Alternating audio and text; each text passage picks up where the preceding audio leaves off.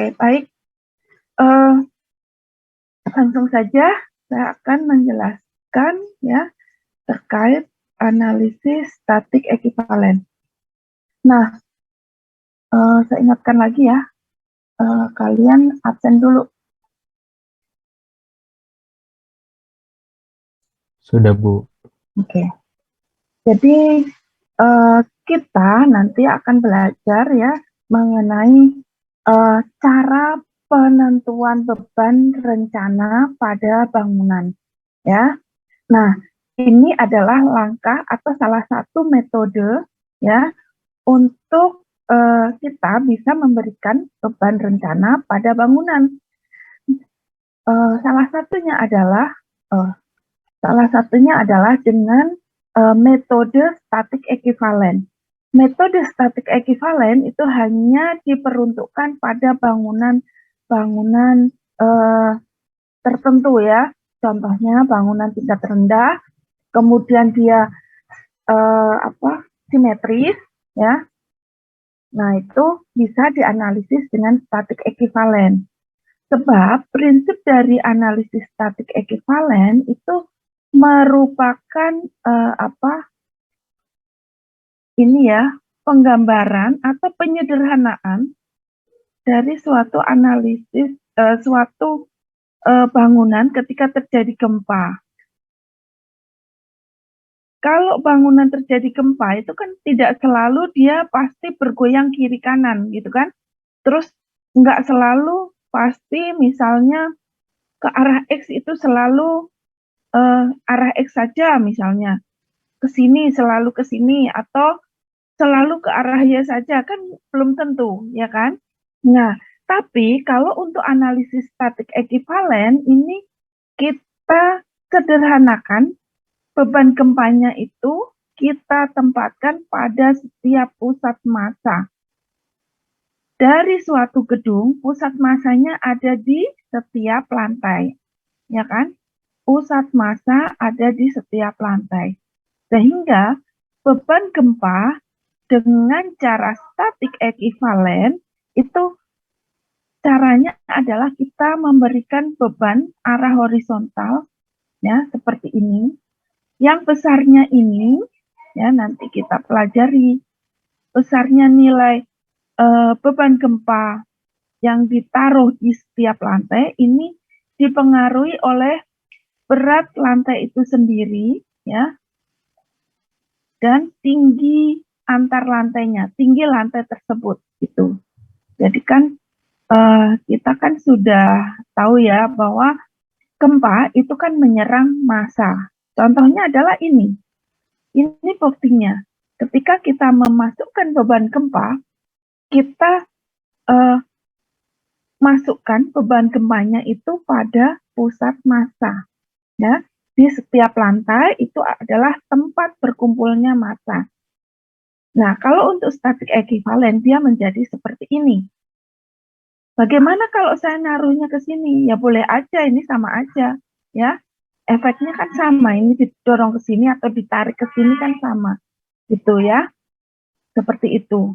Kenapa sih kok bisa beban gempa bisa diwakili dengan gaya horizontal di setiap lantai?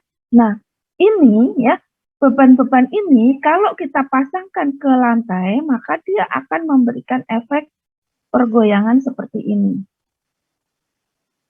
Ya, dia akan mengalami simpangan.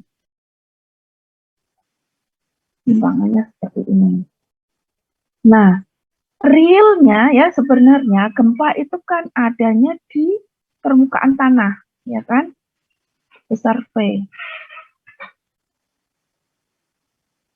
Nah, ini arahnya bolak-balik. V ini, ya, V inilah nanti yang akan kita distribusikan di setiap lantai. Jumlah dari F1, F2, F3, F4 sampai F5 itu sama dengan V ini. Pada dasarnya nilai V ini ada di permukaan tanah. Ya, dia bergoyang, bergerak gitu. Nah, efeknya itu kita sederhanakan menjadi beban yang ditempatkan di setiap lantai sebesar F1 atau F2, F3, F4, dan F5. Nah, tujuan kita belajar statik ekuivalen adalah berapa sih nilai F1, F2 ini. Nah, ini sebenarnya yang harus kita bisa, ya. Caranya bagaimana menghitung F1, F2, F3, ya, agar kita bisa menganalisis beban gempa dengan statik ekuivalen, gitu. Oke, sampai di sini ada pertanyaan? Belum, Bu. Belum, oke. Nah, beban gempa F1, F2, F3 ini pada bangunan sebenarnya memberikan efek atau respon yang paling besar sebenarnya. Kalau ini kita terapkan pada bangunan yang tinggi, maka desainnya akan boros. Makanya, ya, statik ekuivalen itu memang sederhana cara perhitungannya. Tapi kalau diterapkan pada bangunan di atas 10 lantai, ya, ini akan menghasilkan desain yang lebih boros, sehingga untuk bangunan yang 10 lantai ke atas direkomendasikan menggunakan analisis dinamik respons spektrum, begitu. Ya, oke. Nah, sebelum kita masuk ke respons spektrum, cara analisisnya ya, itu pun nggak manual nanti. Kita gunakan software, karena kalau manual keterbatasannya sangat banyak, gitu ya. Oke. Analisis statik ekuivalen itu seperti ini ya. Pada prinsipnya, analisis beban gempa yang dimodelkan ya secara simpel dengan memberikan gaya horizontal pada setiap pusat massa yang ada di lantai tersebut, gitu. Ya, itulah analisis statik ekuivalen. Oke.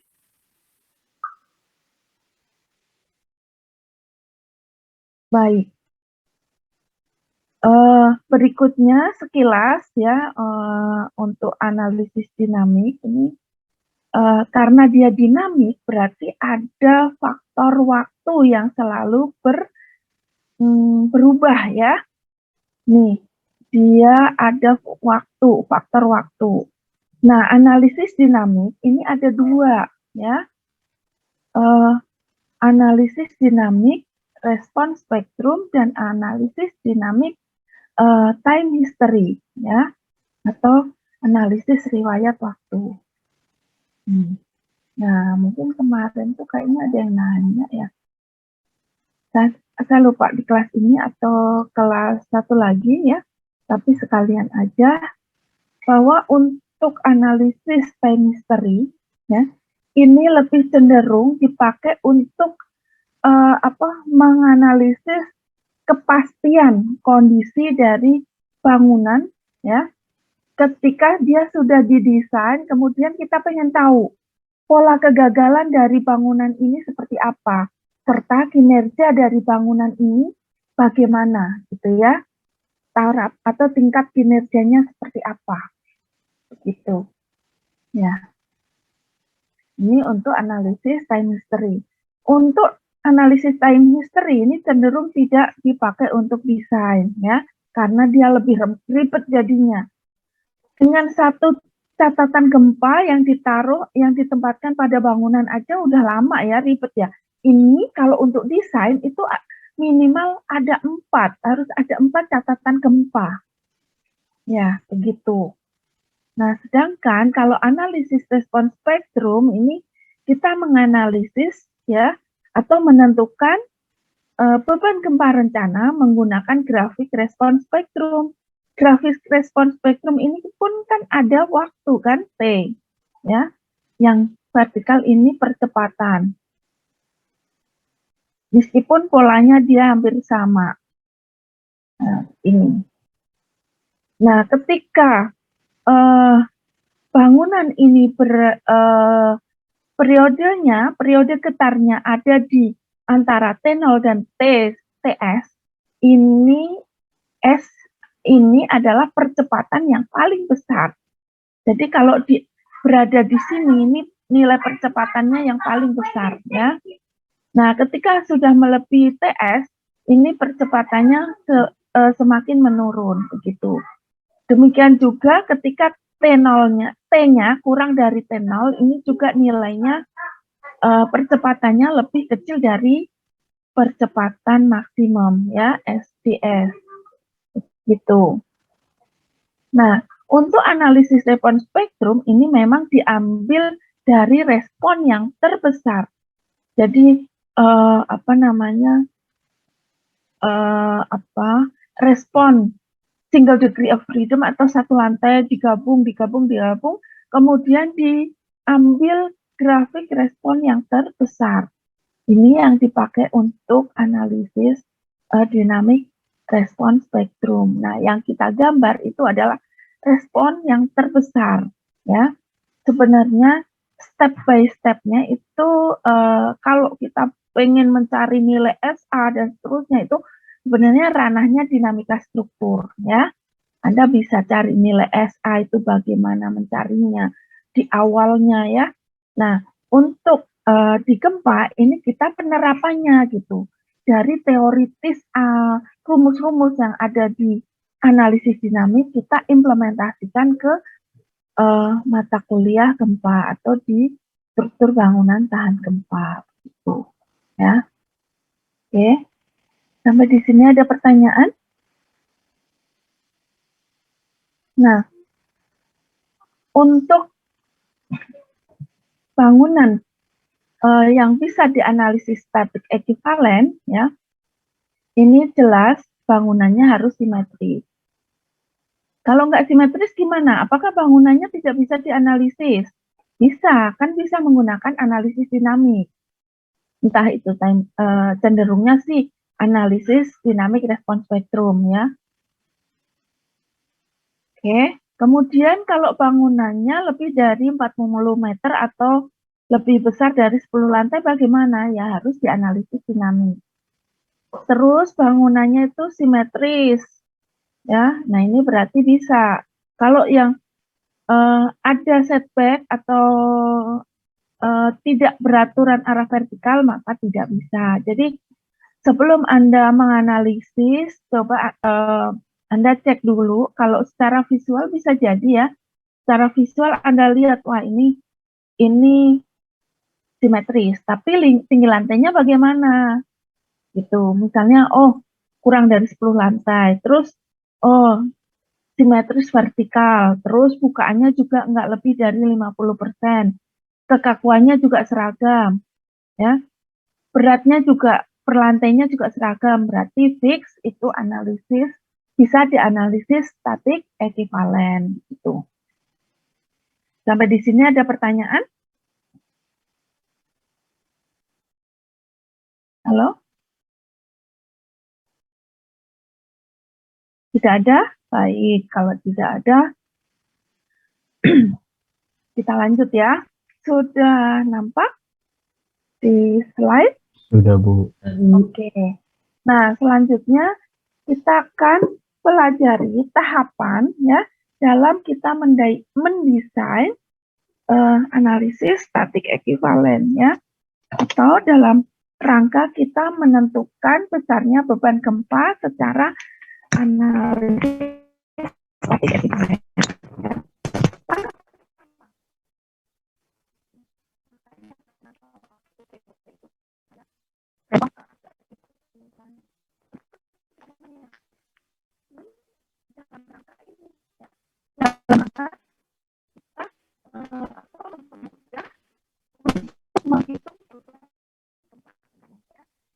Nah, di sini untuk analisis mohon maaf Bu, putus-putus Bu. Oh ya, sorry. Oke. Halo, bagaimana kalau sekarang? Sudah jelas Bu. Oke, baik. Sorry, tadi saya ulangi aja. Jadi, fungsi bangunan itu merupakan syarat awal, ya, tahap awal untuk menghitung beban gempa, di mana kita gunakan untuk menentukan kategori resiko bangunan, ya, kategori resiko bangunan.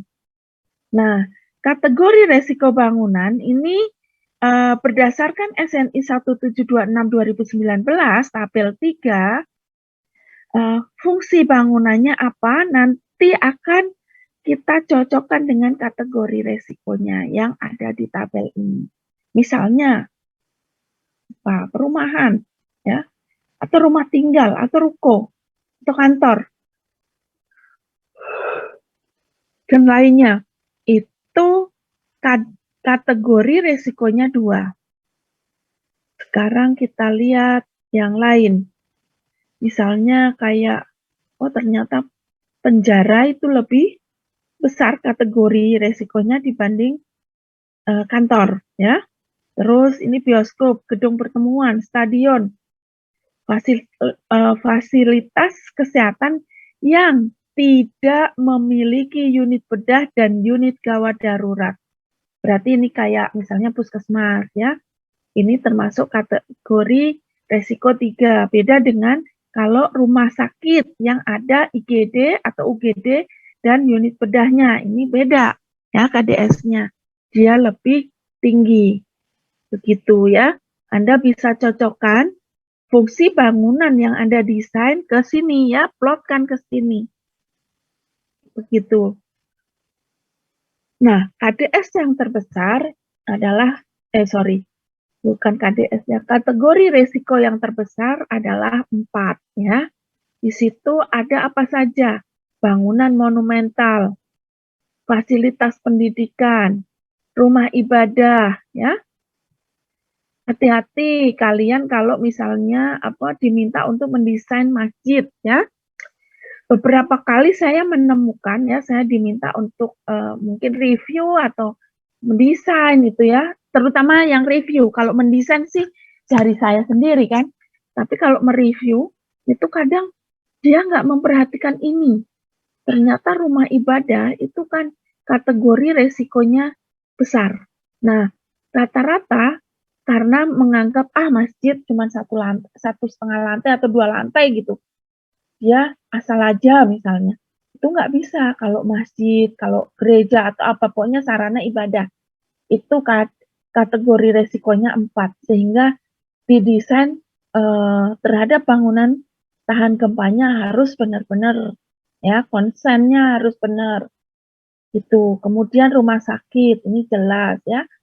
Jadi yang ada di sini ini jelas arahnya, bahwa setelah terjadi gempa, diharapkan bangunan yang ada ini masih tetap kokoh berdiri, karena biasanya fasilitas-fasilitas umum yang ada di sini ini akan melayani, ya, atau mungkin digunakan untuk melayani masyarakat pasca gempa gitu, ya. Oke, ada pertanyaan sampai di sini? Bu mau nanya, Bu. Ya, silakan. Berarti yang rumah ibadah itu dijenrat ya, Bu, walaupun dia cuma 1 lantai, tapi tetap harus kategorinya kategori 4 ini, Bu. Nah, kalau 1 lantai, oke, 1 lantai ya. Kalau 1 lantai, Anda nggak perlu mendesain, bikin nota desainnya, ya kan. 1 lantai apa yang dianalisis? Nggak ada pusat massa yang besar di sana, kan. Kalau 1 lantai itu berarti berat bangunannya kan ada di lantai tersebut. Nggak ada jarak, ya kan, nggak ada momen tambahan. Jadi nggak terlalu, nggak masalah kalau hanya 1 lantai. Tapi kalau sudah 2 lantai, Anda harus concern. Nah, kalau 1 lantai bagaimana agar tetap mengakomodir beban gempa?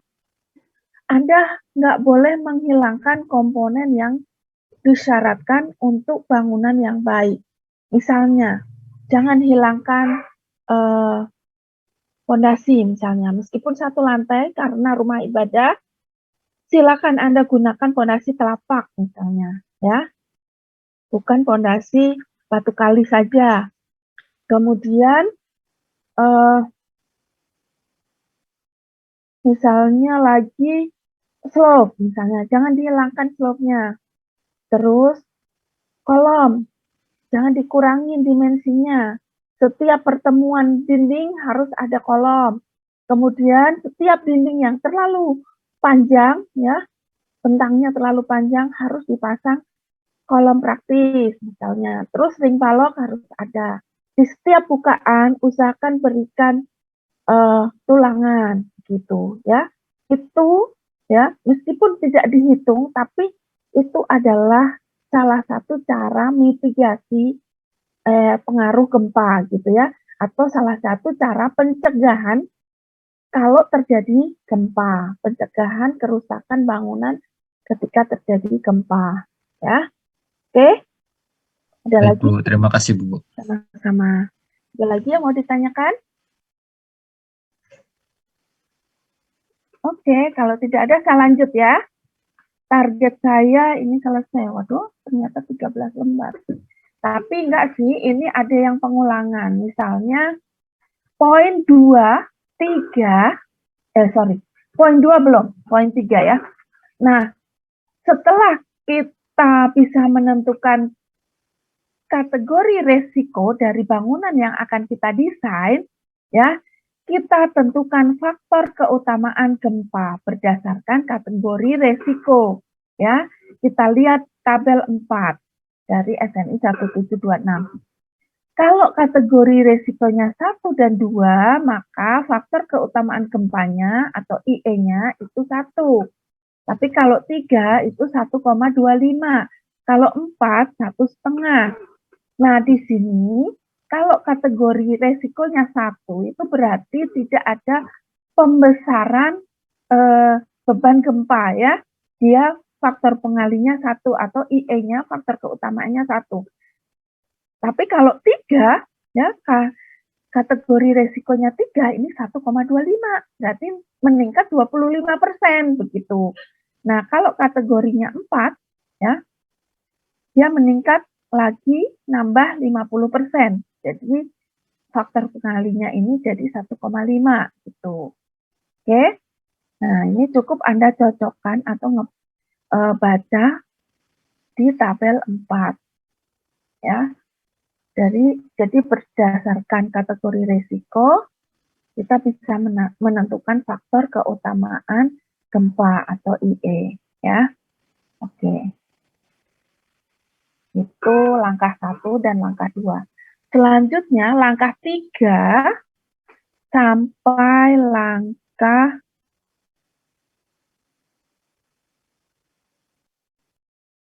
langkah 3 sampai langkah 6 itu adalah cara membuat respon spektrum. Kita bisa lihat di sini ya. Coba kita lihat di sini. Ini peta parameter percepatan SS, ya kan? Dengan periode 0,2 detik. Terus kita tentukan lokasi bangunan yang kita mau bangun ini kita plot ke parameter gempa gerak tanah atau gempa S1 ya, dengan respon 1 detik, periode 1 detik. Kemudian kita mencari kelas situs atau jenis tanah ya. Ini kan sama kan? Terus kita mencari FA dan FV berdasarkan SS dan SA serta kelas situs. Ya, kelas situs untuk mencari FA berarti kelas situs dengan SS. FV kelas situs dengan S1. Ini tidak ada pertanyaan kan? Jelas ya, kalau yang ini ya bisa ya. Halo? Bisa, Bu. Jelas, Oke. Bu. Ya. Terus poin 6 itu mencari SDS, SD1, terus T0, TS, dan TL. Kemudian berdasarkan persamaan atau template dari grafik respon spektrum, kita plotkan ya, berbentuk menjadi dalam grafik respon spektrum, di mana respon spektrum ini adalah grafik yang merupakan hubungan antara respon spektrum percepatan dan periode getar. Oke. Oke. Ya, sama. Ini TL-nya. Kemudian menentukan poin 7 sekarang. Setelah kita tahu kategori resiko, terus faktor keutamaan gempa, ya. Kemudian kita juga punya datanya S1, ya. Nah, ini kita pakai untuk menentukan KDS, ya, kategori desain seismik. Kalau SNI yang dulu itu lebih dikenal dengan zona gempa atau wilayah gempa, ya. Kalau sekarang istilahnya adalah kategori desain seismik, ya. Gitu. Jadi kalau Anda nanti misalnya kerja atau magang, ya, ngobrol sama angkatan jadul misalnya, ya, kan mereka nggak tahu KDS, kategori desain seismik. Andalah yang menjembataninya. Oh, maksudnya KDS, gitu kan? Mereka bilangnya wilayah gempa. Anda nggak paham wilayah gempa. Kok saya belajar gempa nggak ketemu ya zona gempa atau wilayah gempa? Misalnya Anda bilang gitu. Nah,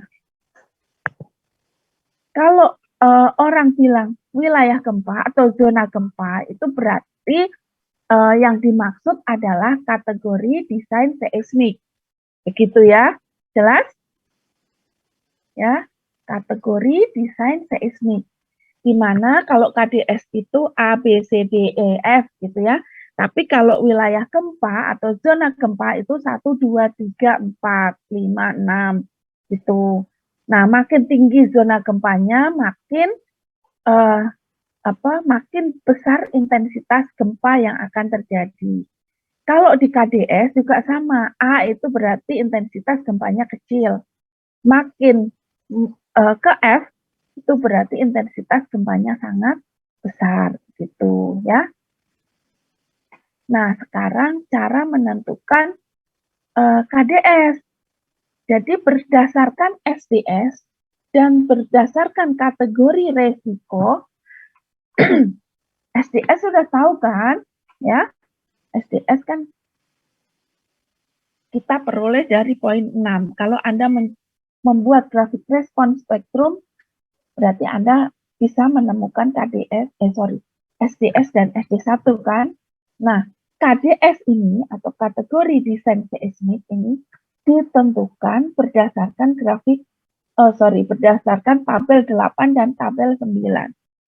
Untuk tabel 8 itu penentuannya adalah berdasarkan SDS dan kategori resiko. Di poin 1, kategori resiko itu ada 4. Kategori resiko 1, 2, 3, dan 4. Ya kan? Nah, ini diplotkan. Coba kita lihat.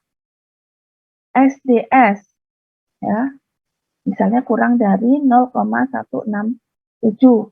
Terus dia kategori resikonya A. Kategori resikonya 1, atau 2, atau 3, atau 4. Kalaupun 4, itu masih KDS-nya adalah masih A, ya, KDS-nya A. Nah, gitu.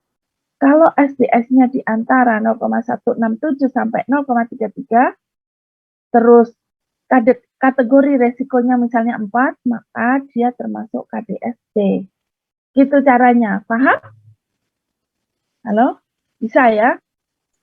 Bisa, Bu. Nah, untuk penentuan KDS yang satu lagi adalah dengan SD1, ya, terhadap kategori resiko. Ya, misalnya kalau misalnya dari SDS tabel 8 ternyata diperoleh KDSD. Tapi misalnya di sini diperoleh KDSD. Apa yang harus Anda lakukan?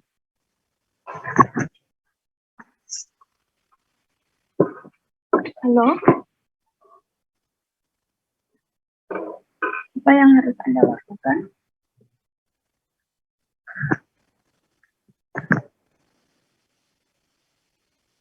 Halo. Mana yang dipilih? KDSD atau KDSC? Halo, D ya Bu. betul. Jadi yang ekstrim yang dipakai. Kalau Anda pakai C, padahal kalau berdasarkan SD1 D, kan ini detailingnya beda, udah beda ya. Nah, ini berarti kan kalau berdasarkan SD1, intensitas gempanya kuat. Tapi kalau berdasarkan SDS, intensitas gempanya sedang. Berarti yang menentukan adalah yang gempa kuat. Begitu ya. Oke. Ya. Selanjutnya. Wah, KDS terhadap tingkat resiko kegempaan. Ya. Tingkat resiko kegempaan itu misalnya gempa rendah, gempa menengah, gempa tinggi, atau gempa kuat, itu tingkat resiko kegempaan atau intensitas gempa yang potensial akan terjadi pada wilayah tersebut. Gitu ya. Nah, kalau berdasarkan SNI, kita lihat berdasarkan SNI 2019 ya, dengan 2012 itu sama ya, KDS namanya. Terus plottingnya adalah kalau rendah itu A dan B, menengah C saja, kuat itu D, E, F, gitu ya, sama nih. Nah, kalau SNI 1726 2002 ini beda banget ya. Ini WG, WG1, WG2, WG3, WG4, WG5, WG6. WG itu apa? Halo, WG apa? Wilayah gempa. Betul. Ya, wilayah gempa. Yang disebut wilayah gempa rendah, kalau menurut SNI 2002 itu kalau WG-nya ada di 1 dan 2 atau 2. Yang menengah 3 atau 4. Yang kuat 5 atau 6 gitu ya. Nah, selanjutnya sistem struktur yang digunakan. Untuk gempa rendah, ya, cukup Anda menggunakan sistem rangka pemikul momen biasa atau sistem dinding struktural biasa, ya. Namun kalau untuk gempa menengah, ya, berarti Anda gunakan sistem rangka pemikul momen menengah atau sistem dinding struktural biasa. Boleh ada opsi atau khusus, ya. Boleh biasa atau ada opsi khusus, ya. Kalau tingkat ketidakyakinan Anda terhadap SDM yang mengerjakan di lapangan, sebaiknya Anda beralih ke khusus itu. Jadi dibentengin biar nggak semaunya, misalnya gitu, ya. Kan ada yang kontraktor yang paham struktur, ada yang tidak paham. Kalau tidak paham biasanya dia asal, ya, begini aja, nggak masalah. Padahal itu impact-nya besar, gitu kan? Oke. Ada lagi? Kalau untuk gempa kuat ya atau tinggi, ini sistem strukturnya adalah sistem rangka pemikul momen khusus atau SDSK. Tuh. Oke. Yang mau disampaikan?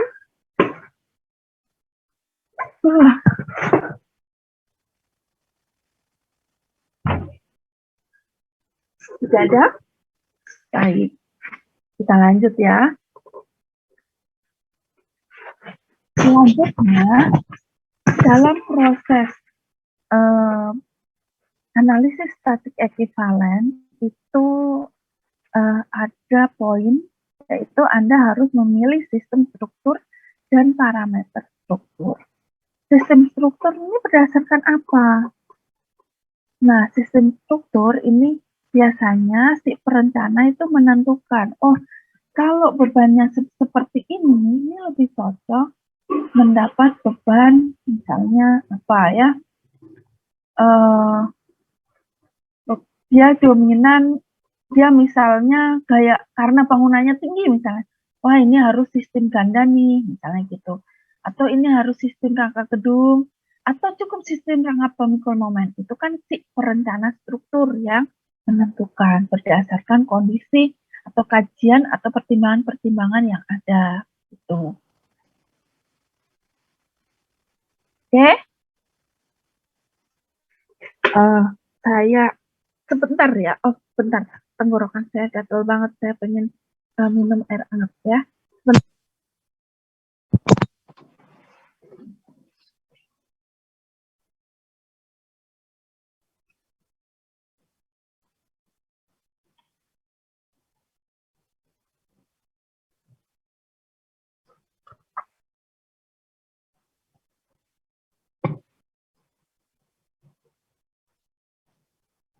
Kalau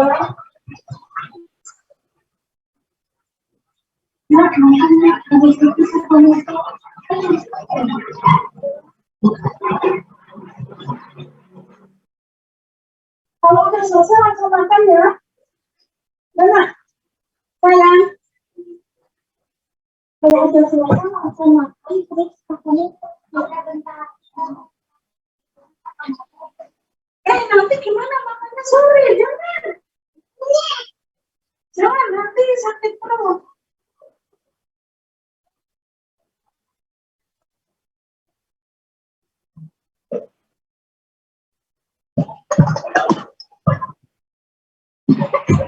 Oke, terima kasih. Saya lanjut ya.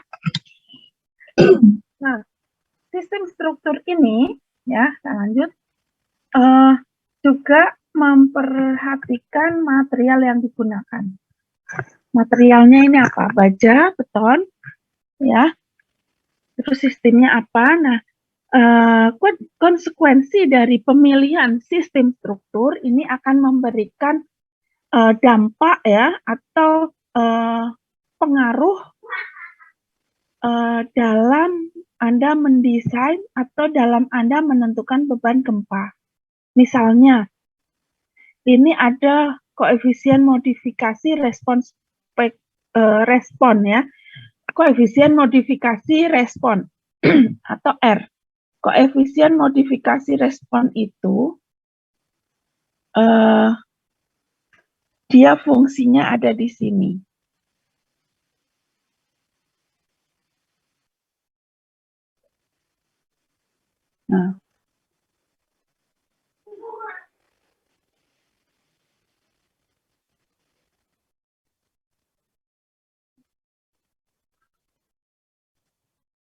Nah, ini V misalnya VE ya.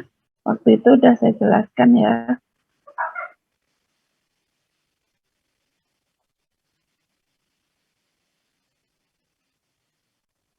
Ini VN. Nah, R-nya itu ini.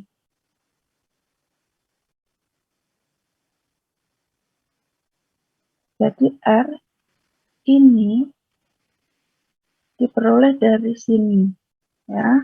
Tergantung dari sistem strukturnya ya dan material yang digunakan. Nah, Vn sama dengan VE per R. Nah, nilai R ini adalah faktor pembagi ya untuk menghasilkan beban gempa rencana, beban gempa dasar rencana ya. Beban gempa dasar. Vn ini kan akan kita pakai untuk menghitung beban gempa ya. Kalau V-nya gede, maka nanti beban gempa di setiap lantainya menjadi besar. Tapi kalau kita reduksi sebesar R, maka beban gempa rencananya itu akan mengecil ya menjadi Vn, bukan VE lagi gitu ya. Kemudian ada faktor kuat lebih. Faktor kuat lebih ini kita pakai untuk mendesain pondasi ya. Yang pertama adalah untuk mendesain pondasi. Faktor kuat lebih untuk kombinasi beban ya. Untuk kombinasi beban dalam mendesain pondasi. Jadi jangan sampai Pondasi tidak diberikan kombinasi beban. Ya. Yang dikalikan dengan faktor kuat lebih itu adalah pada E-nya ya, atau beban gempanya. Nanti di akhir slide ini ada kombinasi pembebanan. Kemudian faktor pembesaran defleksi ya. Nah, faktor pembesaran defleksi ini ya, CD itu adalah faktor pembesaran simpangan ya. Jadi simpangannya kita kalikan dengan CD begitu ya. Simpangan aktualnya kita kalikan dengan CD. Nah, sedangkan yang di sini ini adalah kondisi KDS-nya ya, ada B, ada C, ada D, E, F. Nah, kalau Anda misalnya melihat di sini ada TI tidak diizinkan misalnya ya, ada TB tidak terbatas. Nah, ini maksudnya tidak semua sistem struktur dengan material yang disesuaikan, kalau KDS-nya itu dia besar ya, intensitas gempa rencananya, kemungkinan terjadi gempa itu besar, maka ada yang tidak dibolehkan. Contohnya ya, kita lihat dulu di sini. TI itu apa? Ya. TI itu mana TI? TI tidak diizinkan, TB tidak dibatasi ya. Berarti ada beberapa sistem struktur ya untuk ketinggian tertentu itu tidak diizinkan ketika misalnya ya KDS-nya adalah D atau E atau F. Kalau BC itu rata-rata diizinkan ya, kecuali misalnya kayak ini. Ini T ini ada yang tidak diizinkan. Ya, begitu.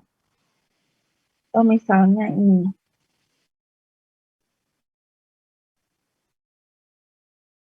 Ya, ini masih itu. Betul tidak?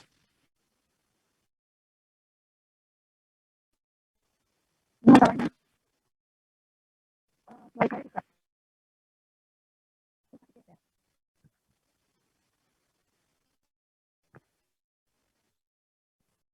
Mohon maaf Bu, suaranya kurang jelas. Nah, gini. Suara saya putus ya? Iya Bu, tadi putus sebentar. Ya, oke. Kita tunggu. Sekarang sudah stabil? Oke. Sudah Bu. Baik. Seperti ini ya misalnya. Ini, sistem rangka pemikul momen. Nah, ini sistem rangka pemikul momen itu ada yang dari beton, ada yang dari baja. Contohnya di poin 3. Sistem rangka baja pemikul momen menengah. Ini ya, kalau Anda implementasikan ke KDSD, ini tidak diizinkan untuk bangunan 10 lantai ke atas misalnya. Atau ya, untuk sistem rangka pemikul momen biasa. Anda taruh atau Anda akan pakai di KDSD, ini nggak diizinkan. Berarti kan KDSD Anda mendesain di daerah dengan KDSD, tapi detailingnya nggak ada, nggak diizinkan, ya. Oke, gitu, ya. Kalau untuk beton malah SRPMM aja nggak boleh, ya. Detailing sistem rangka pemikul momen menengah untuk KDSD ini nggak diizinkan. Berarti SRPMM itu hanya untuk KDSB dan KDSC gitu. Nah, fungsi grafik 12 itu seperti itu ya. Yang pertama adalah untuk menentukan faktor R ya, terus untuk mencari faktor kuat lebih yang akan kita pakai untuk desain jembatan, desain pondasi ya. Terus faktor pembesaran defleksi ini untuk faktor pengalih story drift misalnya. Nah, selain itu juga untuk mencari ya atau memastikan apakah sistem struktur tersebut diizinkan digunakan pada KDS tertentu. Misalnya, kalau sistem rangka pemikul momen khusus itu ya biasanya dipakai untuk KDSD ya, mulai muncul itu di KDSD misalnya. Gitu. Ya. Oke, ada pertanyaan? Baik, kalau tidak ada. Nah, ini masih ya, nanti bisa Anda baca-baca. Rasanya ini belum saya kirim ya? Oke, habis ini saya kirim. Step by step-nya sangat jelas di sini ya. Untuk gaya geser dasar seismik atau V ya. V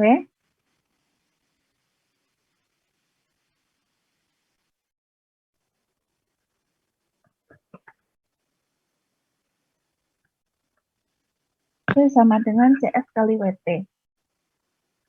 CS-nya adalah koefisien respon seismik.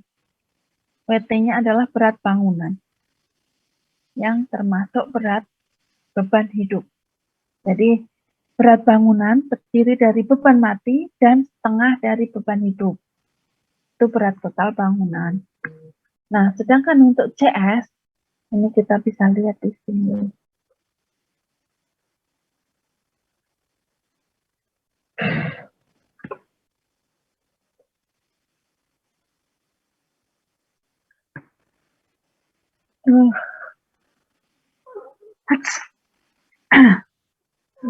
Nah, selanjutnya saya lanjut ya. CS itu kita bisa cari berdasarkan rumus yang pertama ya. Ini CS sama dengan SDS per R per IE. R-nya apa? Masih ingat tadi? Diperoleh dari tabel 12 dengan mempertimbangkan sistem, struktur, dan material yang akan digunakan oleh bangunan tersebut. Ya, kalau IE apa? Faktor ke iya, betul. Ya, ini untuk nilai CS yang pertama. Masih ada CS selanjutnya.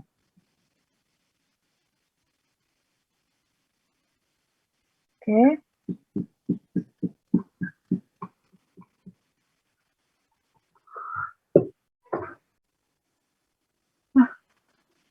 Bentar ya, saya belum lagi nih.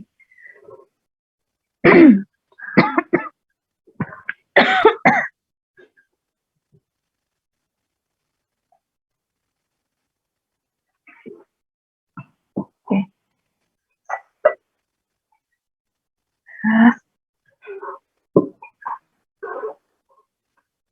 Baik.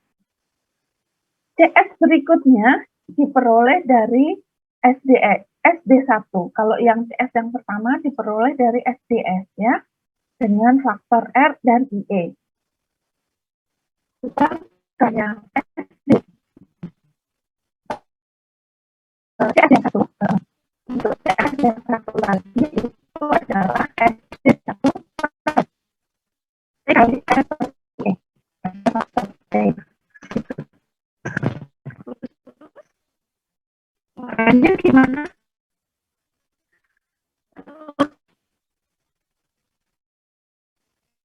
Putus-putus. Ya, saya kelihatan sih di saya ada warningnya. Makanya kalau putus-putus saya diam aja dulu. Oke. Berikutnya ya.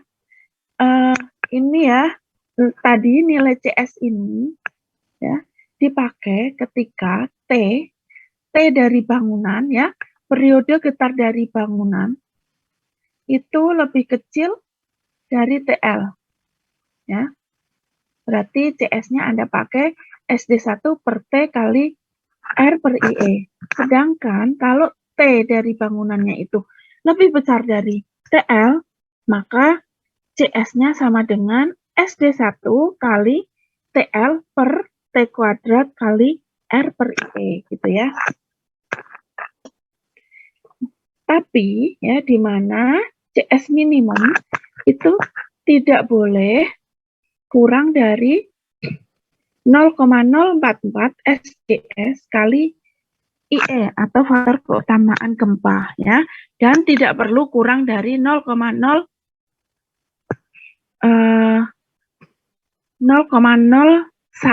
ya.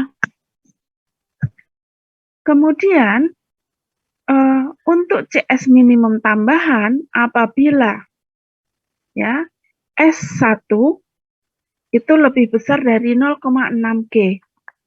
Kalau kurang berarti ini nggak perlu. Tapi kalau untuk S1 lebih dari 0,6 ya G, maka Anda perlu hitung nilai CS-nya. Di mana CS-nya adalah 0,5 kali S1 per R per IE. Ya. Begitu. Jadi ada beberapa CS. CS yang pertama adalah ini, ya. Di mana CS ini tidak perlu lebih besar dari CS yang lainnya, ya. Begitu. Namun ada pembatasan CS minimum. Jadi kalau ini bisa saya tuliskan seperti ini. Ini adalah CS max, ya. Ini CS max.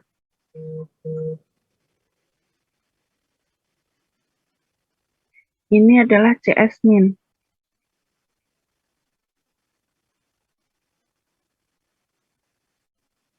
Ini CS min tambahan ya termasuk. Nah,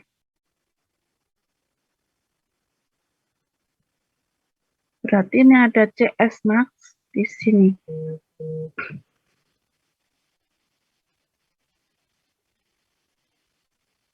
Di sini CS min.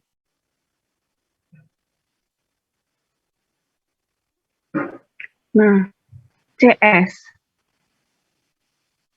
yang di atas ini tadi CS ya. Kalau CS yang di atas ini lebih kecil ya posisinya di sini, berarti Anda gunakan CS min. Tapi kalau CS-nya ini ada di sini, berarti yang Anda gunakan adalah CS max. CS max masih memperhitungkan apakah T-nya lebih besar atau lebih kecil dari TL gitu ya. Oke. Kalau CS-nya di antara CS max dan CS min, berarti yang digunakan adalah CS. Clear? Halo? Jelas ya? Oke. Oke. Baik. Ya, saya lanjut. Ini terkait CS ya. Nah, ini nanti bisa Anda lihat di sini. Sekarang T atau periode alami atau periode getar struktur.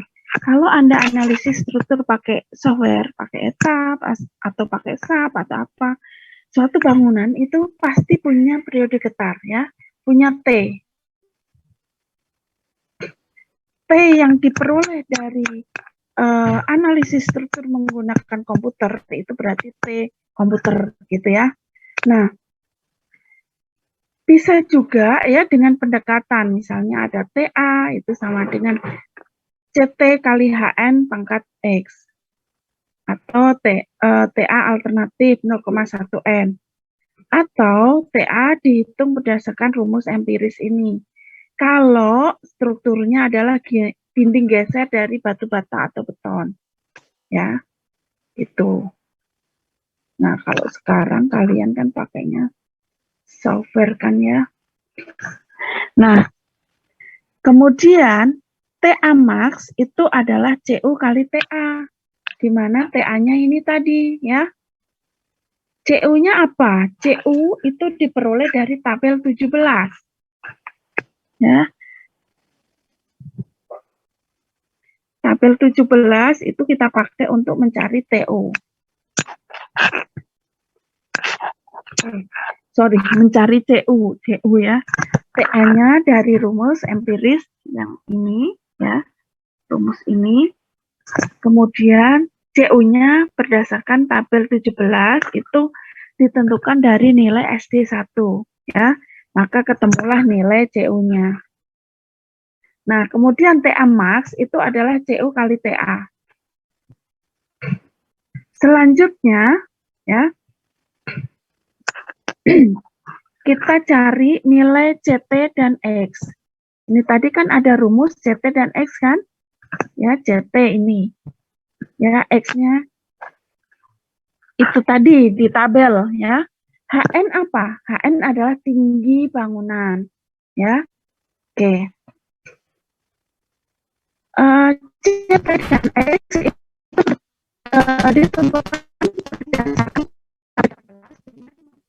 melihat ya.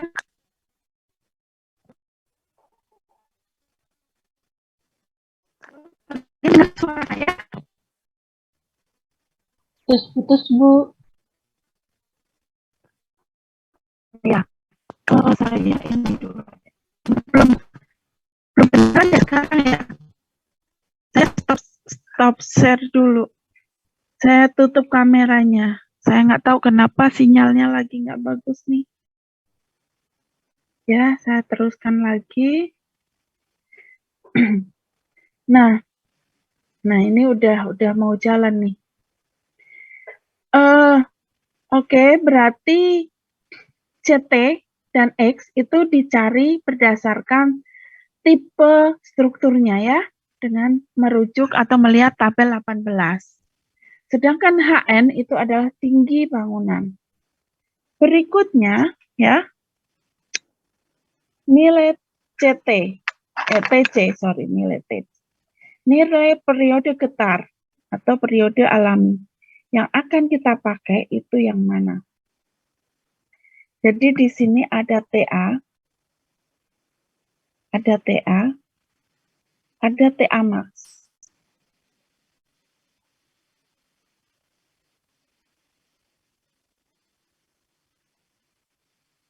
Nah, ada TC. T yang Anda cari dari analisis struktur ya, menggunakan software, betul ya. Kalau TC yang Anda cari ya, Anda dapat dari analisis struktur menggunakan software itu lebih besar dari TA max, maka Anda gunakan TA max. Tapi kalau TC-nya lebih kecil, berarti TC-nya ada di sini ya, dari TA ya, lebih kecil dari TA, maka Anda gunakan TA. Ya, kalau posisinya ada di lebih besar dari TA max, dipakai TA max. Kalau posisinya di bawah TA, berarti gunakan TA. Kalau TC di antara TA dan TA max, maka gunakan TC. Begitu ya. Oke. Oke, clear. Selanjutnya adalah pendistribusian beban gempa di setiap lantai. Ya. Tadi Anda sudah mendapatkan nilai W kan? Ya. Nah, kalau untuk KDSA ini agak jarang kita temui ya, kecuali di Kalimantan. Fx-nya itu 0,01 Wx. Wx adalah berat bangunan. Kalau di KDSA, Anda cukup mengalihkan 0,01 Wx. Ini untuk KDSA. Tapi kalau KDSP sampai F, Fx-nya itu adalah CVX kali V. Ya. V, kita lihat lagi. V tadi kan CSWT, ya kan? V sama dengan CSWT. Nah, ini. Daya geser dasar seismik V itu diperoleh dari CSWT, di mana CS-nya adalah tadi ya, menggunakan ini koefisien respons seismik menggunakan rumus yang mana? Apakah CS-nya lebih kecil dari CS min atau lebih besar dari CS max atau di antara gitu ya. Nah, CS itulah yang kita pakai untuk faktor pengali berat bangunan menghasilkan nilai V. Oke. Kemudian kalau untuk di KDSA itu gaya gempa tiap lantai atau Fx-nya itu cukup dikali dengan 0,1 Wx, sudah selesai. Tapi kalau KDSB sampai F, maka Fx-nya itu adalah CVx kali V, di mana V-nya tadi ya CSWT. Ini adalah CSWT.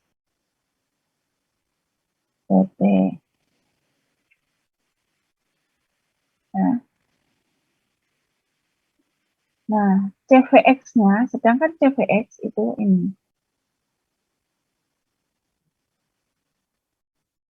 CVx itu merupakan ya rasio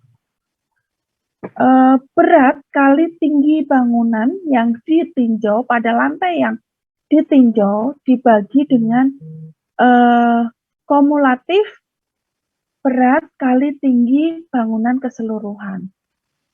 Oke ya, contohnya seperti ini.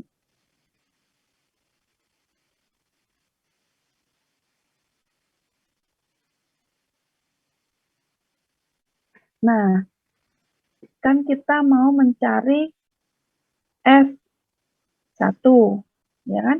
Fx ini kalau di lantai 1 menjadi F1, CV1 gitu ya. Ini F1.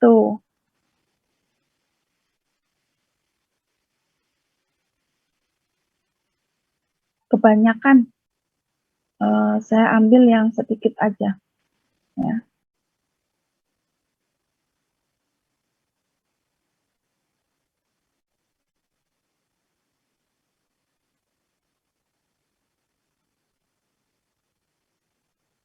Ini adalah F1. Ini sebenarnya Fx-nya ya. Tapi karena di lantai 1, maka ini F1. Terus ini F2.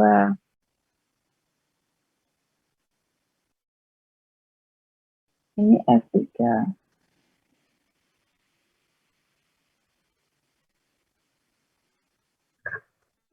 Ya, di sini ada W. Ada massa. Massa atau W. Ya. W itu M per G kan ya, W1, ini W2, W kecil ya, kalau tadi WT ini besar. Ini W3. Kemudian ini ada H1, pakainya H ya, bukan Z. Ini H1. Ini H2.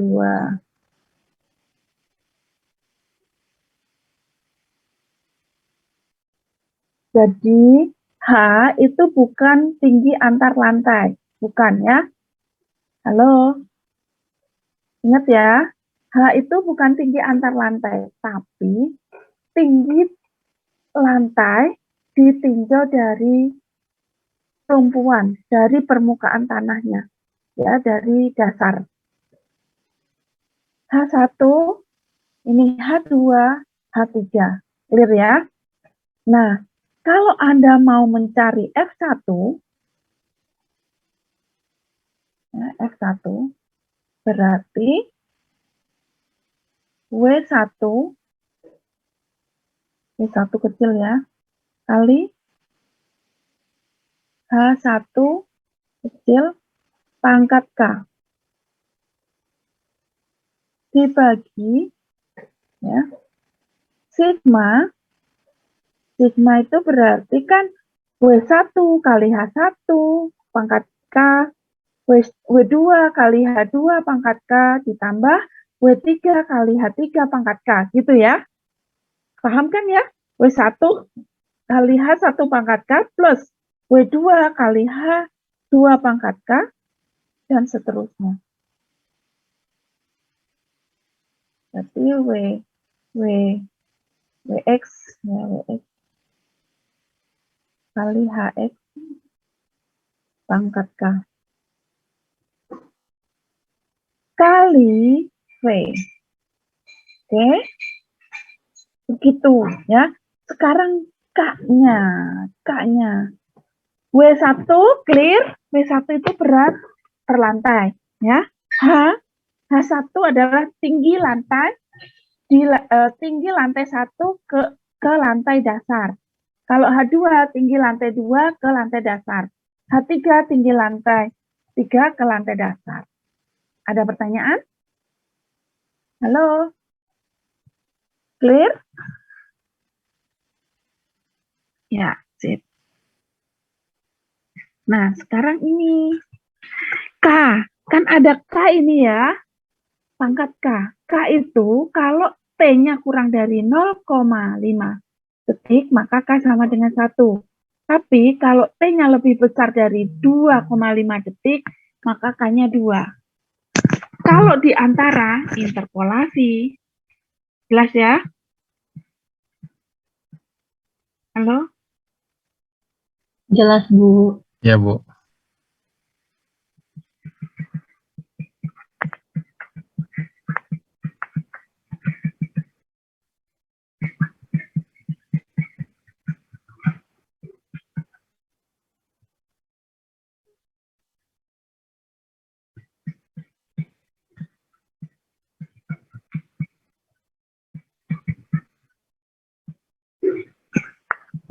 Oke.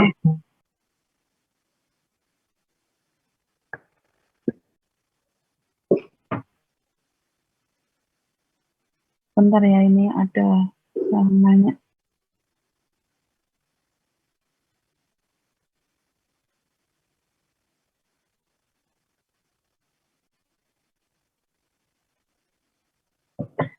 Baik. Selanjutnya, kalau Anda jumlahkan ya, F di setiap lantainya, F1, F2, F3, itu totalnya sama dengan V. Jadi Anda boleh cek ya, kalau F, misalnya F1 ditambah F2 plus F3, nah ini sama dengan V. Itu ya.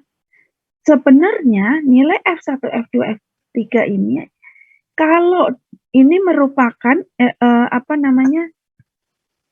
perwakilan ya dari gaya V, atau V ini merupakan resultan dari gaya-gaya F1 dan F2 gitu ya.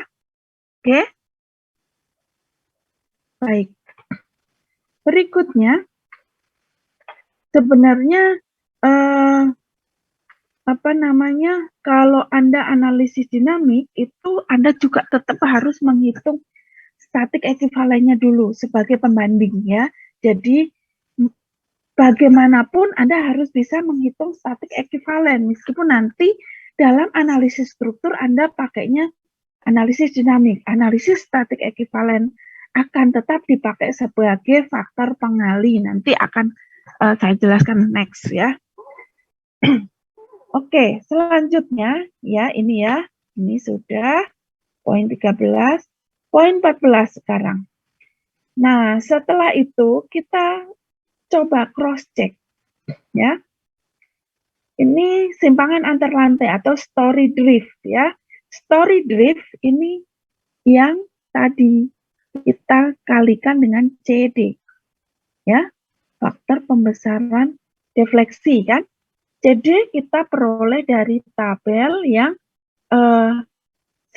tabel yang sama dengan R dan omega, ya kan? Ada R, ada omega, ada CD. Nah, penggunaannya di sini. Tadi penggunaan R sudah ya.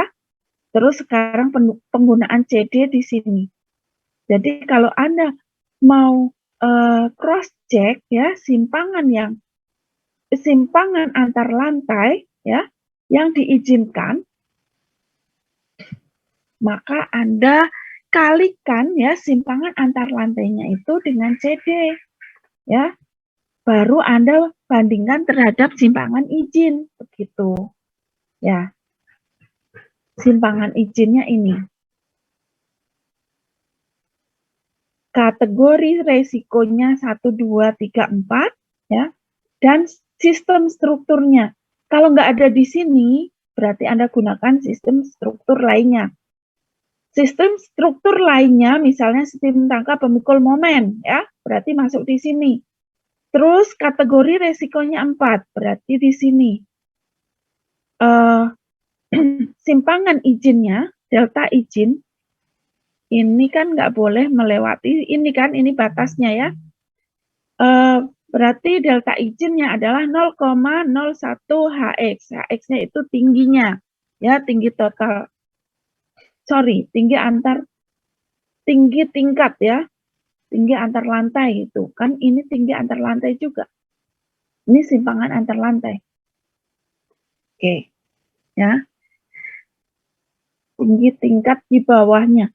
Hx, apa nih, Hzx adalah tinggi tingkat di bawah X. Oh, tinggi tingkat di bawah X. Berarti kalau yang kita tinjau X di sini, berarti yang bawah ini. Kalau yang kita tinjau X di sini, berarti gini ya, bukan simpangan antar lantai, tapi tingkat yang kita tinjau. Misalnya kita tinjau ini, maka X-nya adalah ini, HX-nya ya.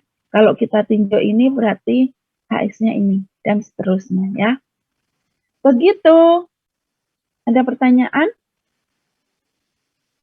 Nah, ini udah mau selesai ternyata. Sekarang kita lihat kombinasi pembebanan. Ini yang sering salah, ya, sering disalahgunakan. Salah menggunakan, bukan disalahgunakan, tapi salah menggunakan. Untuk SNI 2012 dan 2019 itu sekarang sudah memperhitungkan beban gempa vertikal. Ini adalah beban gempa vertikal. Sedangkan yang ini beban gempa horizontal, ini V, ini H. Nah, jadi kalau misalnya saya nggak mendesain dengan beban gempa vertikal, Anda sebenarnya sudah mendesain beban gempa vertikal. Kalau Anda pakai persamaan, ya, kombinasi beban ini. Buktinya apa? Buktinya Anda memperhitungkannya di sini. Ini adalah beban mati tambahan, tapi akibat dari beban gempa. SDS itu kan percepatan gempa, tapi dikali dengan beban matinya, gitu ya, sebagai pengalinya itu beban matinya. Beban mati kan arahnya vertikal.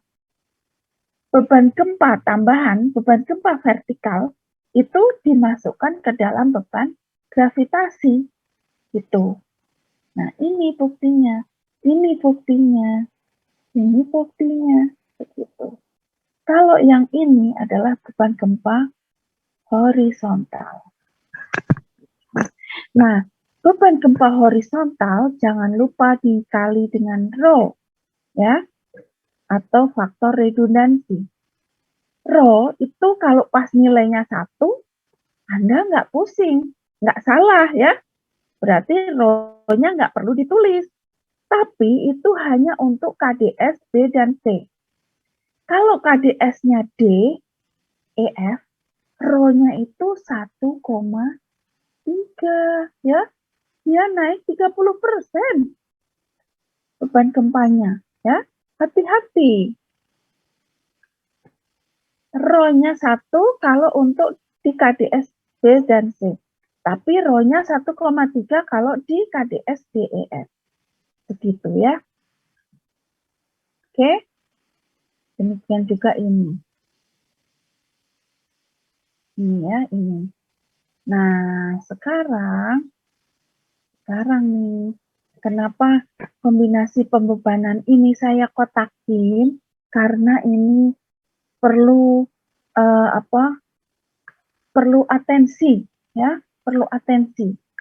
Ini adalah kombinasi pembebanan untuk yang pertama adalah untuk fondasi, ya, untuk fondasi.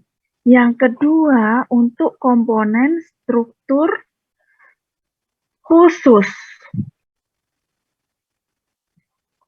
Khususnya seperti apa?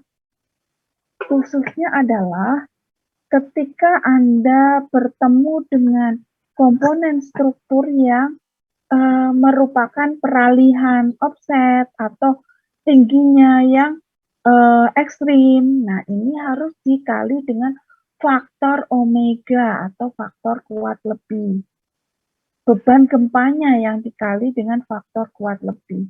Nah, faktor kuat lebih di sini itu gede loh, sekitar 3 sampai 3,5.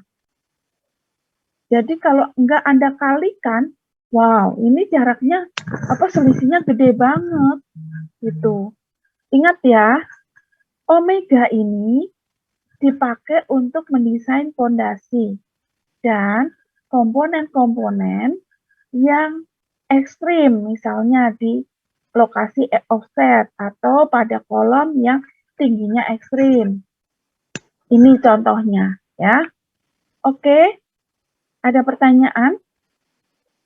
Nah, biasanya kalian kalau mendesain itu karena fokus ya struktur atas, udah desainnya pakai ini misalnya. Struktur bawah juga pakai ini. Bener nggak?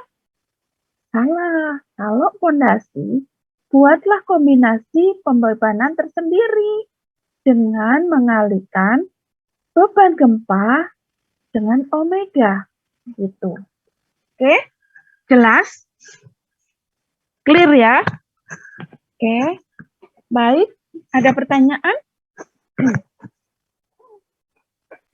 Bu mau nanya Bu, kalau yang pas kita di matkul baja gitu-gitu kan ada kombinasi pembebanan RFD gitu-gitu ya Bu. Nah, di kombinasi itu kan juga ada beban gempa Bu, yang lambangnya E. Nah itu bedanya sama yang ini tuh apa ya Bu? Terus kalau di kombinasi itu nilai E-nya tuh gimana Bu dapatnya? Sama gak kayak yang ini Bu? Sama. Jadi harusnya di kombinasi beban pada LRFD baja itu merefer ke sini. Ya, dia merefer ke sini karena ini kan ibaratnya ini tuh peraturan tertinggi dari struktur bangunan yang ada di Indonesia. Kalau kita mau mendesain gempa, merefernya ke sini, ke SNI 1726, baik itu baja maupun beton. Clear ya? Saya rasa kombinasi pembebanannya pun sama. Ya, kombinasi pembebanannya sama. Nah, kalau mungkin kalau dia belum mengakomodir beban gempa vertikal, ya Anda harus akomodir di sini. Tapi kan tetap kalau beban matinya dikali 1,2 DL plus LL plus E gitu kan. Nah, ini karena Anda sudah belajar gempa, maka masukkanlah beban gempa vertikal ini. Terus masukkanlah faktor redundansinya. Ya. Faktor redundansinya berapa? Kalau Anda sudah menghitung beban gempa, Anda akan tahu KDS. Ya kan? KDS ini nanti akan kemana-mana. Kita pakai untuk menentukan detailing, kita pakai untuk menentukan faktor redundansi, dan seterusnya. Ya. Kemudian QE. QE itu dari mana? QE atau E itu sama. Ya. E atau QE itu sama. Ini hanya simbol aja. Ya. Ini sebenarnya sama. Ini earthquake, ini gempa juga gitu, ya. Jadi ini sama. E itu adalah beban gempa. Nah, E-nya diperoleh dari mana? Lah, ketika Anda analisis struktur, ya, kan tadi di F-nya itu Anda masukkan ke dalam struktur, ya. F1, F2, F3. Nah, nilai F ini menghasilkan E.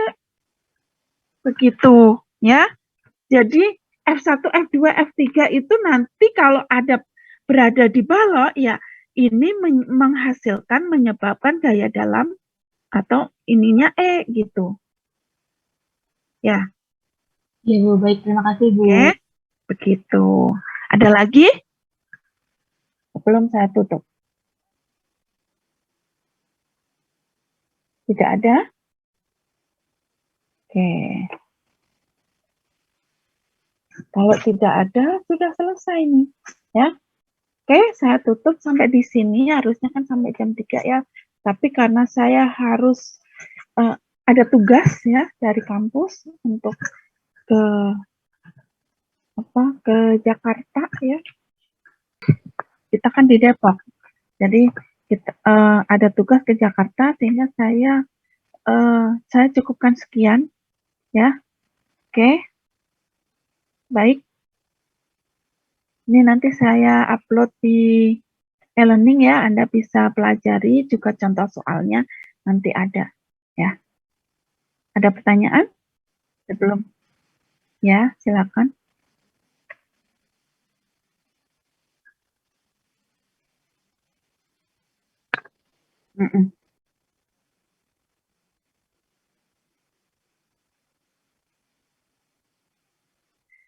Dia bisa beda, bisa sama. Kan ditentukan berdasarkan CWX. CWX-nya apa? Tadi saya jelaskan CWX itu dari W1 kali H1 pangkat K per sigma ya, atau penjumlahan dari W1 H1 plus W2 kali H2 pangkatnya saya lupa.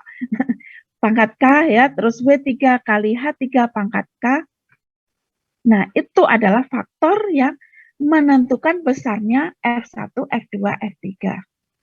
Nilai F1, F2, F3 itu proporsinya ditentukan berdasarkan berat lantai tersebut dan tinggi lantainya.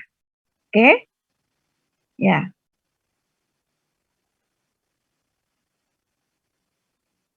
Sama-sama. Ada lagi?